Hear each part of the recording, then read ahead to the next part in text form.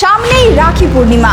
ভাই বোনের পবিত্র বন্ধন উদযাপনের আগে কলকাতা থেকে সামনে এলো এক চাঞ্চল্যকর অভিযোগ ভুয়ো নথির আড়ালে ভাই বোন মিলে বিদেশে পাচার করেছেন 555 কোটি টাকারও বেশি। আয়কর হানা দিতেই ফাঁস হলো গোটা কারসাজি। কিভাবে চলছিল এই বিপুল টাকার লেনদেন? আর এই চক্রে কি শুধুই ভাই বোন নাকি আরও পিছনে রয়েছে অন্য বড় কোনো নেটওয়ার্ক? নমস্কার বন্ধুরা, আপনারা দেখছেন voice of Bankura, presented by Belarani group of institution, বাঁকুড়ার অন্যতম বিশ্বস্ত শিক্ষা প্রতিষ্ঠান। ভাই বোনের সম্পর্কের কথা উঠলেই মনে পড়ে রাখি বন্ধনের কথা, কিন্তু কলকাতায় রাখি পূর্ণিমার ঠিক আগেই সামনে এলো এমন এক অভিযোগ যেখানে ভাই বোনই এখন আয়কর দপ্তরের তদন্তের কেন্দ্রে। অভিযোগ ভুয়ো নথি ও অস্তিত্বহীন সংস্থার নাম ব্যবহার করে 555 কোটি টাকারও বেশি বিদেশে পাচার করা হয়েছে।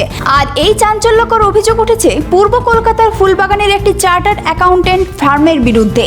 অভিযোগের কেন্দ্রে থাকা দুই চার্টার্ড অ্যাকাউন্টেন্ট সম্পর্কে ভাই বোন। গত সপ্তাহে কাকুরগাছির কাদাপাড়া এলাকায় ওই সিএ ফার্মে হানা দেন আয়কর দপ্তরের আধিকারিকরা।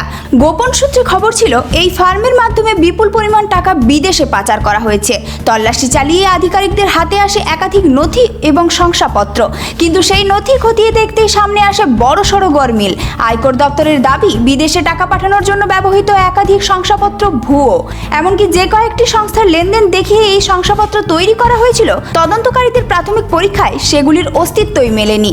অর্থাৎ অভিযোগ অনুযায়ী শেল বা অস্তিত্বহীন সংস্থার লেনদেন দেখিয়ে তৈরি করা হয়েছিল ভুয়ো নথি, আর সেই নথির ভিত্তিতে বিদেশে পাঠানো হয়েছিল কোটি কোটি টাকা। কিন্তু প্রশ্ন হলো, বিদেশে টাকা পাঠানোর ক্ষেত্রে এই নথিগুলির গুরুত্ব কতটা?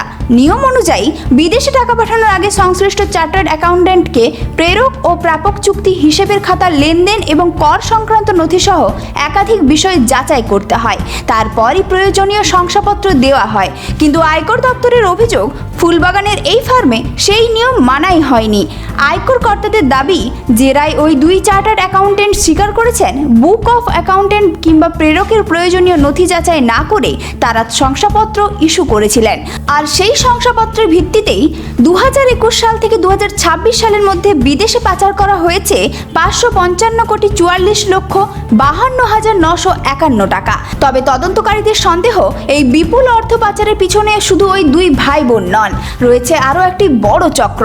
আয়কর দপ্তরের অভিযোগ, ওই চক্রের সদস্যরা অভিযুক্ত দুই চার্টার্ড অ্যাকাউন্টেন্টের সঙ্গে সরাসরি যুক্ত এবং বিভিন্নভাবে টাকা বিদেশে পাঠাতে সাহায্য করেছেন। এই অভিযোগের ভিত্তিতেই এক আয়কর কর্তা ফুলবাগান থানায় অভিযোগ দায়ের করেছেন।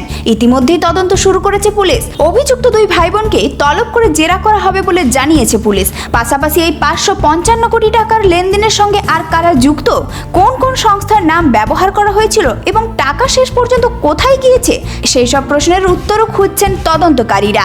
আর রাখি পূর্ণিমার আগে সামনে আসা এই ঘটনায় ভাই বোনের সম্পর্ক নিয়ে আবেগ নয়, এখন তদন্তকারীদের নজর 555 কোটি টাকার সেই আর্থিক লেনদেনের দিকে। তদন্ত যত এগোবে, এই অভিযোগের পিছনে আরো বড় কোনো চক্রের নাম সামনে আসে কিনা, এখন সেটাই দেখার বিষয়। এই ধরনের গুরুত্বপূর্ণ খবর সবার আগে পেতে আমাদের চ্যানেলটি সাবস্ক্রাইব করুন আর ভিডিওটি শেয়ার করতে ভুলবেন না। আপনার মতামত কমেন্টে জানান আর লাইক শেয়ার করে ভয়েস অফ বাঁকুড়ার পাশে থাকুন। ভবিষ্যতের সাফল্যে শুরু হয় সঠিক শিক্ষা প্রতিষ্ঠান নির্বাচন করার মাধ্যমে, আর সেই লক্ষ্য নিয়েই ওন্দা বাঁকুড়ায় গড়ে উঠেছে বেলারানী গ্রুপ অফ ইনস্টিটিউশন। এখানে রয়েছে nursing, pharmacy, paramedical, BEd, DElEd এবং বেঙ্গলি মিডিয়াম স্কুলের সুযোগ, আধুনিক ক্যাম্পাস, অভিজ্ঞ শিক্ষক শিক্ষিকা, উন্নত শিক্ষার পরিবেশ এবং দক্ষ প্রশিক্ষণের মাধ্যমে শিক্ষার্থীদের গড়ে তোলা হয় আগামী দিনের সফল পেশাজীবী হিসেবে। আপনার স্বপ্ন, আপনার সাফল্য, আপনার ভবিষ্যৎ, সবকিছুর বিশ্বস্ত সঙ্গী বেলারানী গ্রুপ অফ ইনস্টিটিউশন। আধুনিক শিক্ষা, দক্ষ প্রশিক্ষণ, উজ্জ্বল ক্যারিয়ার। ওন্দা বাঁকুড়া।